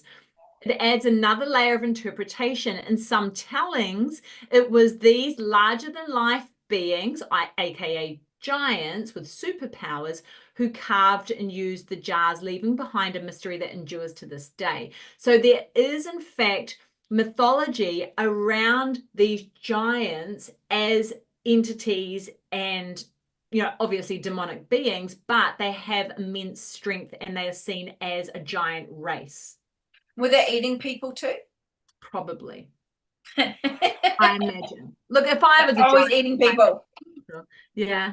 I mean, look, if you are the apex predator, everything's on the menu. Yeah. You know what I mean? Everything's on the menu. All you got to do is look at humans, right? Everything's on the menu. On the menu. We're just meat. We're animals. All right. So I found these. So I love here that. we go. So this is the giant sarcophagus this is one of them that was in the Egyptian Museum. So when I found this, I was like, oh my God. And then people tried to, I looked it up and they were like, so they were just like, oh, they just made an extra big sarcophagus for, for someone. you know, this one, there was no name on this one. There was absolutely no name on this. There was like no information, but they were just like, oh, you know, that's what they did. They just made bigger ones for them. And I'm like, well, yeah, okay. It's interesting because you look at some of the other sarcophagi that have been found, and Yeah, most of them are one size bigger, but not three size bigger or four yeah. size. And then this, as I found out, was the smaller version. Oh, the smaller Can, version. Holy can you moly. see this one? I think I remember you sending them to me going, what do you think? And Yeah, my mouth just dropped open yeah. of the Can you see immense. the laying down one, eh? No, we can't see your screen right now. You have to share it. But Oh. the immense size of these sarcophagi are huge. Like you stand at what, 5'5", and that last picture you showed stood at 12 foot, Yeah, and this one here, can you see this one 12 now? foot, 10 foot, Yeah. 8, 8, maybe 8. Has this Oh one no. show? Is this one come up? Yeah. Okay, so this one was even bigger. So I did ask my son to take a photo of me with it, but you can see he chopped me off. So Yes, you are chopped off. So this I is am very chopped off. for everyone that's just listening to us, this sarcophagi is wood and it's lying down in a case, and Juliet's standing next to it, and it is at least twice her height Yeah, plus a little bit more. yeah. So what I'll do is I'll put these two links, I'll put them into our comments and stuff so you can see these two pictures and stuff. I'll add them down there. But it was like, to me, like these were the only two giant sarcophagus that I saw through my entire trip, apart from that giant footprint that was kind of carved out. Yeah, because you also found a giant footprint, right? Which Yeah, was the up giant onto footprint. like a Yeah, wall. yeah. So I think that was up maybe Dindara. Wasn't that like Ramses? It was like from it No, was oh, yeah. No, Ramses was the Valley of the Kings. So Dindara was up north, and I'm pretty sure it was just outside, and it was like literally a giant foot that had been, whether it had been carved out or sat on. So yeah, so it was really interesting. But again, no information. So yeah, so there's this sarcophagi, whatever. Just they were just monstrous. You know, it's just like, to me, it's like I've seen inside all of them. You know, they've had open ones so you can have a look in them. They were literally sure. made to size for whoever the people were, and they had, you know, they have a couple. Yeah, you got the inner, and then you've got, you know, the wrapping and all that kind of stuff. Some of them had 2 or 3, maybe 4 layers. That's still, even like when they've got the maximum, they were never this big. The Egyptian people weren't actually that big. Yeah. No, that's the thing. They weren't really, really tall. So to find these two, and then for them to say, "Oh, they just did it really big for somebody," that doesn't make sense. Look at where the feet are. Look at where the head is. Look at the size of it. This thing is enormous. They were both absolutely enormous. Yeah, it was very, very. And no information on either of them. And no information. There's a little bit of information on this one saying, oh, it was some priestess or something like that. But it was very, very minimal. Just, yeah, there wasn't much there at all. So it was, yeah, it was very, very interesting. So This sort of stuff is mind-blowing, eh? Because like when you start researching things like giants and the Nephilim and this sort of stuff, you're talking Egypt. Egypt is very, very close proximity to the likes of Afghanistan, Iraq, what was, you know, Mesopotamia, Persia, all of the above. And so, you know, the stories of giants, like the Kandahar giant, for example, which was strangely like 1990s, 1980s. I yeah, love the idea that that you brought up with Shark Bay. There was a giant footprint found, a fresh footprint found in 1979 in Shark Bay in Australia. So yeah, if the Kandahar giant is still kind of roaming about, of which he obviously is, and there was other stories that came out that I started listening to in regards to, you know, platoons encountering giant humans. Oh yeah. Up and There's around those giants seen all through Afghanistan and all around that area. You know, they've seen them. People have seen them. Even people who would. There was a couple of guys that were, you know, nothing to do with military, but they were basically driving and came across the Afghani army and stuff like that. And they said that they had like these 12-foot guys working with them. You know, absolutely terrifying. So, so this is Queen Hamo's Mary Taman. I've probably said that completely wrong. So she was the sister and queen of Amenhotep at around 1525 to 1504 BC. So this was discovered in the West Bank of Luxor. And then basically, I don't think it was basically raided, so they don't really know. So yeah. But far out. Yeah, amazing. And just so huge. Yeah. So huge. Yeah. That's so interesting. Oh my God, I love it. I really want to find giant bones. Am I the only person here that would like to dig something giant up? I really want to. And like all things considered, giant human bones, I don't ever want to go like megalodon fishing. And I know Jenny will argue the fact that we could all get into the water and find a megalodon. It's not my thing either. I don't ever want to find a giant shark. That's not something that I ever want to find. Yeah. So it's really interesting. So I mean, that's it. What is the truth about giants? Because I don't think we truly know.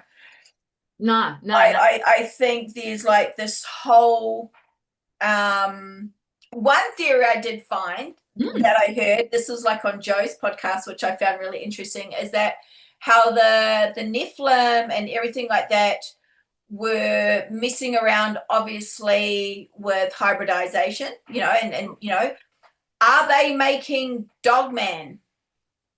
Because Dogman is seen in America first, you know, because you've got to admit it was seen in America. Yes, we've got werewolves in Europe and all that kind of stuff. Is that completely different to what the Dogman is? Are they messing around and making more creatures? So well, I love just that. Just a little note. Go watch his podcast. But yeah, absolutely. Let's follow that theory for a second, right? So Sasquatch, Yowies, all stand really tall, right? Well, I mean, there are different subspecies in that. Some shorter ones. But for the most part, these kind of hairy hominids are standing 10 foot, right? There's lots and lots of stories of them being huge. Then you get stories of Dogman standing 10 foot, right? Like the poor Australian guy in Sydney kayaking down the river and seeing this Dogman and being accosted by him essentially and like, you know, made to leave. And he went back and measured the site of where this thing was standing with his mates. And he was like, holy shit, that's 10 foot. Yeah. That is huge, right? That is absolutely massive.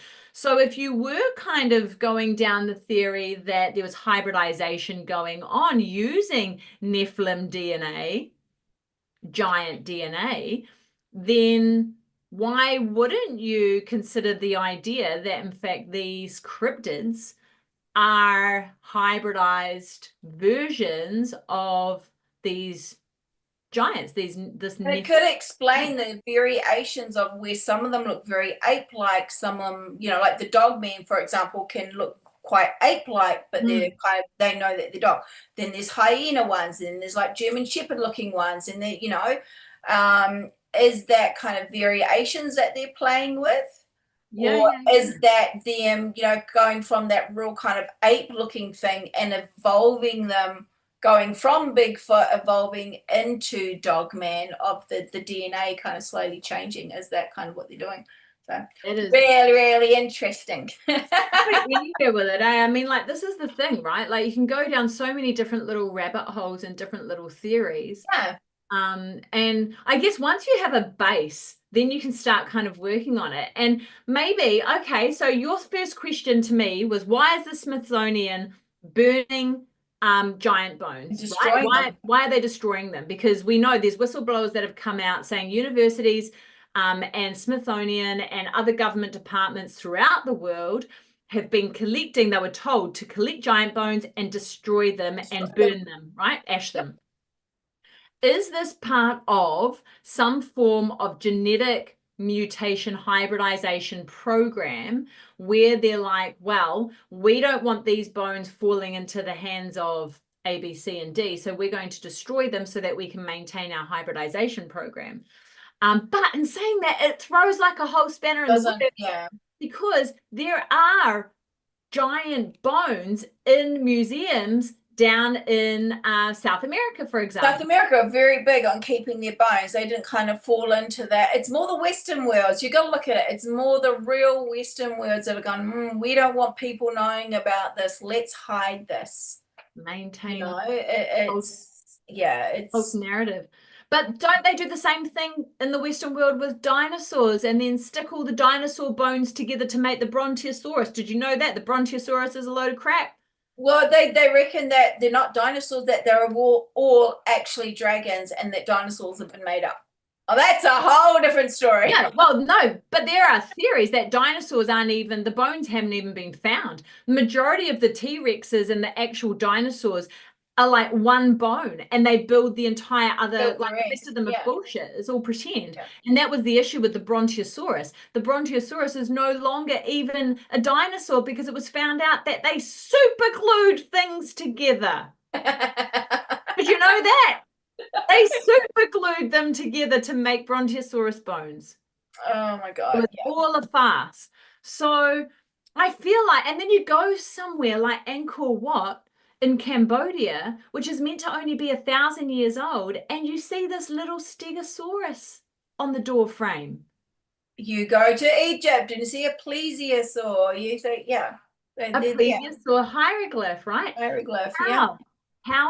If it's not that old, then the timeline, there's no connection in between, and let alone dragons. Like, dragons is a totally different conversation. But if you're trying to go, okay, well, the timeline for dinosaurs, the timeline for Nephilim, the timeline for giants, and the timeline for these ancient societies and ancient civilizations are here, how does the timeline fit in? Well, it doesn't. And why are there like drawings and paintings and tapestries of people with pet dragons or being around dragons like 150 years ago? Yeah, absolutely.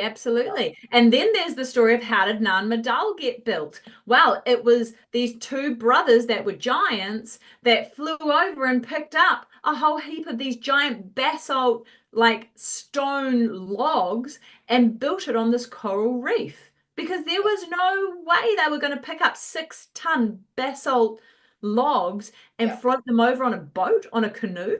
Are you shitting me? It doesn't happen. Like the Nile, the story of the Nile, of these people in these boats down the Nile floating these giant 6-ton bricks on these boats using the black magic box. Yeah. So it's just wrong. It's all wrong. All wrong. No. It's not right. It's not right. That's it. Yeah, it's like, and we may never know the truth. That's the crazy thing. Everyone can come out with their theories. Scientists can say this is what happened, but the reality of it is that we will never ever know the truth, because it will never be revealed to us. And even if stuff is revealed to us, we don't believe it now anyway, because there's been so many lies, and like we said, the narrative has changed. So it's just one of those things where we just have to make our own decisions and and have fun with it. Yeah, it's a search for the truth, right? You don't want to get too sucked into the black holes of I'm right, you're wrong, and this is really is, because it's ever changing. And then you have like a giant spacecraft hurtling towards the Earth, which is going to be here in like 4 weeks, just in time for the rapture. And like, just moved house. I'll be so mad if it messes up my house. So mad. Well, I want to know, where is this thing landing? Many hours into this thing. Many hours into this house. Like, is it going to slow down in Earth's atmosphere, or is it just going to smash on through Earth? Or is it just going to be like, oh, poof, it's gone. Takes a right turn. Oh, look, we have 2 moons. I'll be like, oh. And then there'll be stories written about when there was only 1 moon. Game changer. Do you remember Do you remember? Remember when we had one moon? It's like when you start driving down a road and there's been huge amounts of like change in the road and stuff. You're like, I remember when we used to drive down here, and it's like, no, now you go this way. We literally did that the other day. We went down an area where when we first moved here, and it was just paddocks, and it is now just houses. Wow. And I was just like, what happened to the farmland? It is completely just houses for miles, and I'm just like, where are all the kangaroos? Where's all the, yeah. So that happens in New Zealand a lot at the moment as well. There's huge amount of development because New Zealand is all just grassland really, and paddock and bush and stuff. And so yeah, you kind of go into one of those old school places that you used to go and hang out or whatever, and all of a sudden it's just tiny little houses all stacked together, which is horrible. Like, I don't know why you wouldn't want grass. Yeah, and that's what they do here. Fake grass and everything. It does my head in. Fake grass. But it's all part of the plan, isn't it? Synthetic stuff, and don't ground yourself, and no way of grounding yourself now because you're on plastic. Yeah, you can't grow your own stuff. It's, you go and get, I went and repotted, brought premium potting soil for all my plants. I love my plants, and it literally killed over half of them. Premium potting mix, it just killed them all. Yeah. I was like very mad. Yeah, it kind of makes you want to go back to the giant days, doesn't it? I mean, like, yes, you run the risk of being eaten, but you can also grow stuff. But if we killed a mammoth, it would last for a year. All we need to do is get to Antarctica. A little bit of pterodactyl, bit of we could eat a little bit of Mothman after the conversation we had with Brittany a couple of weeks ago. Like, hey, man, we could go on with this forever. There's so many little bits and pieces that kind of sit in our perspective at the moment. That we kind of went off in like several different directions. So as you can tell, like, we're not a one direction type. We don't get into that banding. Like, go here and here and here and here. But I love people that are researching giants, and there's some amazing sites that you can go to, especially, like on Instagram and that sort of stuff. I'm just going to find him real quick. Giants of Ancient America. If you haven't been on to his site, his Instagram page, Giants of Ancient America, you've got to jump on there and see the information that this man is dropping, because he's freaking awesome. He talks about Nephilim at the top, talks about the Viracocha and the elongated heads that are said to be giants as well, and the different kind of migration patterns from a scientific perspective as well. So if you're interested in giants, in the Nephilim, that sort of stuff, jump onto Instagram, search some amazing people, because there's a heap of people that are delving into that as well. And if you're on Cult of Conspiracy, I know Josh Monday has a show on there. He drops it on a Sunday, I think. He does Sunday school, and he talks a fair amount about Nephilim and biblical kind of scripture, and kind of breaks all of that sort of stuff down. So it all depends on what your interest is and where that lies. And if you want to know anything about the South Pacific, we'll give you our opinion. It may be wrong. You may not agree with it. All we can do is give you what we know. We get it wrong. We get dates wrong all the time. We get information wrong. So do the scientists. So do scientists. But look, at the end of the day, we're just here to enjoy ourselves and to learn. And we're not experts by any way, shape, or form. And I don't think you can be an expert in this space, because have you got a giant to show the remnants? Have you got a like Brittany said, have you got a Bigfoot body to study and that sort of stuff? No. So we can only be explorers, discoverers, and researchers, and we're participating in it as much as you are. So if you've got information that you want to drop in the comments, you go, or DM us. We're over on Instagram, we're on Facebook, we're on TikTok. We're obviously part of the amazing Cult of Conspiracy podcast, which is freaking everywhere now. So super cool. And you can always drop a comment on there and we'll try and get back to you, or send us an email. Or if you think to yourself, gosh darn it, these girls are so cool, I want to hang out with them more, you can jump onto cryptidwomensociety.com, come and join us, become a Truth Seeker member, cost you $25 a month. And then you get to join us in all of our awesome VIP member-only interviews and shadow talk. You get to join the conversation and the gathering. You get to read all the manuscripts and the books and stuff in the Arcane Library. And more importantly, you get to join us in the dungeon, R18. All the dodgy stuff. Dungeon. 100%. I think we're the only dungeon there is, to be honest. So if you want to get into that dungeon, and I'll tie you up. Well, there are other dungeons, but not quite like ours. Let's just be clear, there are other dungeons out there. There are. You also have to pay a shitload more for those dungeons. Okay? Ours is pretty cheap. Ours is relatively. Depends on which side you're on. You're either charging or you're paying. Oh my God, downhill so quick. But if you want to come and join the party, it's pretty awesome. We've got some amazing women that are a part of the society from all over the world. And all you have to do is become a Truth Seeker member and you are in. Hey, Jules, what are we talking about next week? We are talking about Supernatural. So the TV show, do you know what? I have literally only just seen the final of Supernatural. Oh my God. TV show. Like, because I just ran out of time. So I thought I've got to see it because it was leaving our streaming service in like 13 days.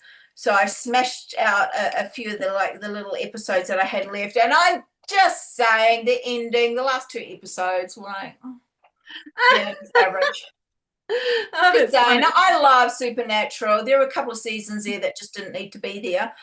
But so we're going to be talking about the Supernatural Hot Boys, their monsters, and the 20th anniversary. Is it? 2 decades. Oh my God. Yeah. I mean, there's 15 seasons. 15 Yeah. seasons. It's insane. And it was a great. There were so many different monsters and different fun things and their own interpretations of them. So we just thought it'd be like a fun thing. So come talk supernatural monsters and what was your favorite supernatural monsters and all that kind of stuff. So that's really cool. Next week. Can't wait. Yeah. And I don't know if I'm going to be doing it from here or the other shop. And I'm hoping to Christ I have internet because I'm in it. You might have to go down to McDonald's and still get internet. So I may not be there. So Lisa could be talking about supernatural monsters. No, you will 100% be in the live. You just might be in front of the Golden Arches stealing their internet. Yeah. McDonald's. We love you, McDonald's. Yeah. Hey, well, thanks for joining us, everyone. You guys and girls were fantastic. Thanks for everyone for dropping the comments in on YouTube. And like I said, if you've got any information that you want to share or you've got a topic that you want us to cover, especially down here in the South Pacific, let us know. We are always up for talking to people and covering different topics and researching. So, especially Mr. Octoman, come on, tell us what you want us to talk about. What you want? Kraken. Giant Squid Man. Giant Squid Man. Oh, look here, I've got it. I do actually have. Oh, it's not coming out. I do have. There we go. So cute. Wait, I have one too. Hang on. Oh no, this is the other one. Oh, that's cool. You see that guy? Yeah. Pretty freaky looking. Oh, Batman. Oh shoot. Oh wait, and this is the other one. Hang on. Oh. The Megalodon. Megalodon. Yeah, most of my stuff's being packed now, so I'm kind of like, yeah. She can't do anything now. She's I can't. Boys and girls, we out of here. Bye, everyone. Yeah, everyone. She's trying to.